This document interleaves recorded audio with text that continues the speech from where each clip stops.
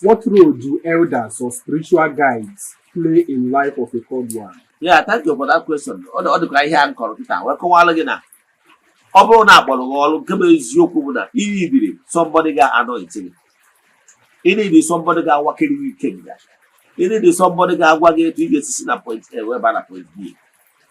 Nke bụ eziokwu ọtụtụ ndị mmadụ agbọrọ ha ọrụ mana ha enwere adụ properly mentor. Ha amụrụkwa ihe a ga-aza.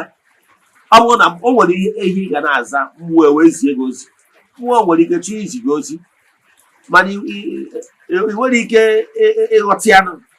dị afọ mmụọ na-eje agha sị na onye a dịrọ serious ka mmalụ ga ọ bụrụ na inwe onye Catholic nwunye abụ amụ as Catholic ruo oge eji anata oriri onye ọbụla efe odo aka ya diwe na ọta isewuru a na ọta re fada wee bịakwute gosi gị arụ Kristi o nwere ihe ọ na-eme expect ka ime my brother ọ bụrụ na ime ọda ten ọ ya jọmpụrụ etu a ka esi wee tere na anyị mgbe anyị na-eje ọzọ ya ịghọtara ya mana ọ bụrụ na ọ bịasị arụ Kristi ime ihe ahụ ị kwesịrị ime enye gị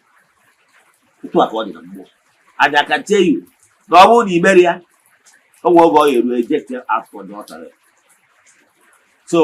ọ bụrụ na na-ewe onye agbọrọ ọrụ you must be mentored